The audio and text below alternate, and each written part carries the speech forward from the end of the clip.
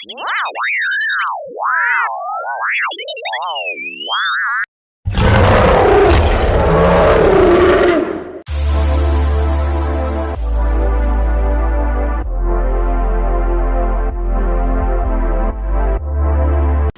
Anda minta doa, tabarruk dengan doa itu wasilah supaya mohon berdoa, didoakan kepada Allah. Anda bisa berdoa sendiri, minta, ya, dan bisa saling mendoakan. Nabi kadang saling mendoakan dengan sahabat, doakan. Bahkan Nabi minta dibacakan oleh Abdullah bin Mas'ud Al-Quran.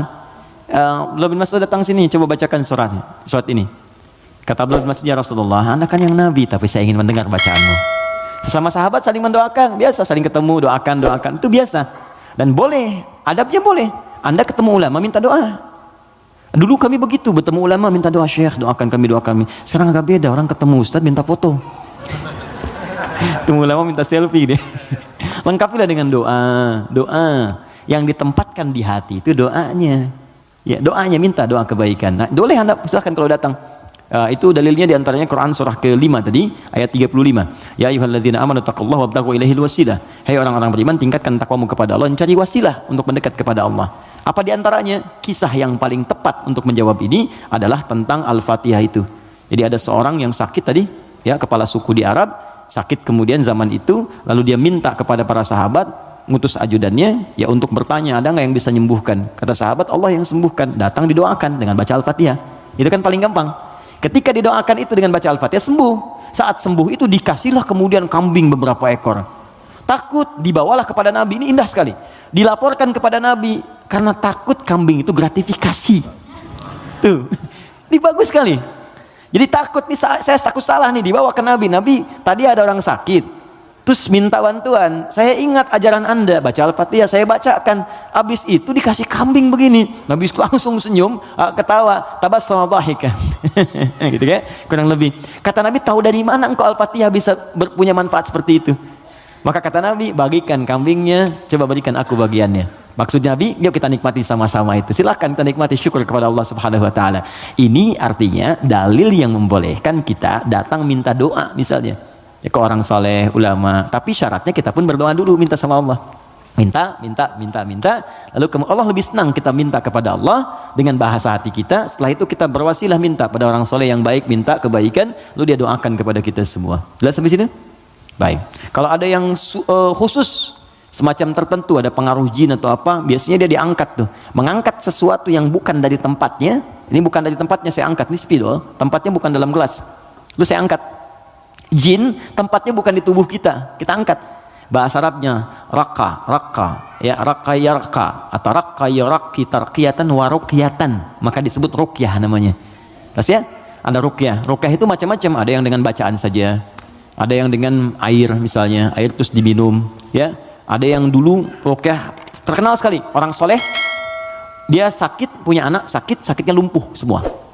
Nah, begitu lumpuh, ini orangnya baik sekali, kesolehannya nampak pada prasangka baiknya. Jadi semua yang datang prasangka baik aja.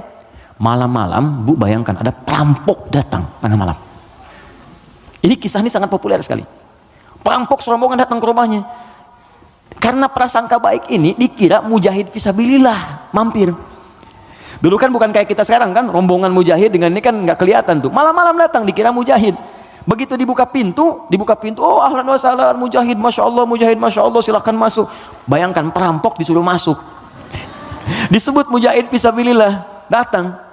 Akhirnya apa yang terjadi? Silahkan, duduk dulu, istirahat dulu, mandi dulu. Dimintalah berwudu semua. Tolong para mujahid silahkan berwudu dulu. Ya, wudu supaya apa? Salah satunya, ternyata di bawah keran itu dia simpan bejana untuk menampung air wudu mereka. Ini kisah nyata, benar terjadi. Jadi bukan rekaan, di kisah nyata sampai riwayat kepada kita dan valid riwayatnya. Jadi orang-orang salaf dulu. Di begitu air wudunya tumpah ke situ, dan dia melihat orang-orang perampok tadi, kok ada anak ini nggak bangun. Ya kata mereka ke bapak tadi, ini siapa? Ini anak saya, dia kena lumpuh katanya. Oh gitu, udah duduk, dijamu dengan makan semua. Udah rapi, suruh wudu, makan, pulanglah mereka. Nah, begitu pulang, ini yang menarik. Beberapa pekan kemudian datang lagi.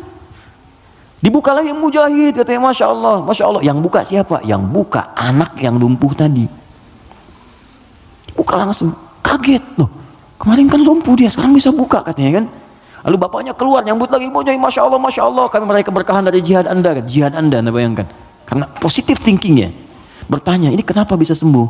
Air wudhu, masih ingat gak air wudhu yang pernah engkau pakai itu dalam wudhu itu? Saya mandikan kepada anak saya, dengan izin Allah sembuh dia. Perhatikan ketika seorang berprasangka baik kepada Allah Subhanahu wa Ta'ala, akan berubah segalanya.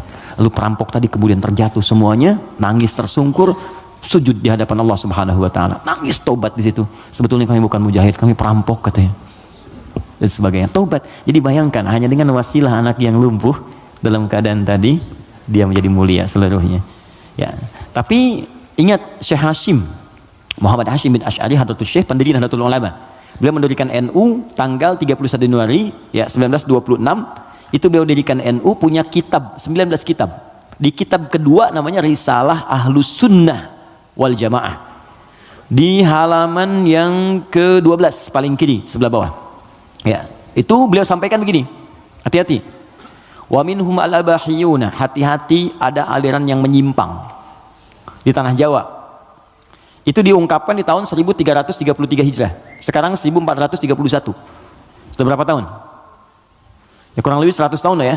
Kurang lebih 100 tahun. Kata beliau, ada aliran abahiyun. Siapa itu? Tokohnya itu ahli zikir. Zikir. Tapi cara zikirnya melahirkan kesimpulan yang menyimpang. Apa kesimpulannya? Kalau sudah dekat dengan Allah, fala yantabiqu alaina al-amru wan nahyu. Kalau sudah merasa dekat dengan Allah dengan zikirnya, maka sudah tidak berlaku lagi perintah dan larangan. Di salat sudah nggak berlaku lagi, karena salat itu masih latihan. Kalau zikir sudah dekat dengan Allah, nggak usah salat lagi. Maka kalau Anda menemukan yang seperti ini, kata beliau, jauhi, karena itu mengajak pada kesesatan. Anda datang tiba-tiba, ya mungkin panggilannya kiai gitu kan, ya pakai jubah lebih lebar daripada Batman, kadang-kadang kan tertukar lah sekarang atribut kiai dengan dukun itu disama-samain, dan susah gitu kan. Pakai datang Anda konsultasi, nanya, Anda nggak tahu, karena nggak tahu itu, tiba-tiba waktu zuhur tiba, Allahu Akbar, Anda tanya, Pak Yai kok nggak sholat dulu kita? Ada ini, kalau Pak Yai fisiknya di sini, rohnya sedang sholat. Kalau yang seperti itu tandanya dukun, tinggalkan, jauhi ya. Kata beliau disebut sesat, kata beliau ya.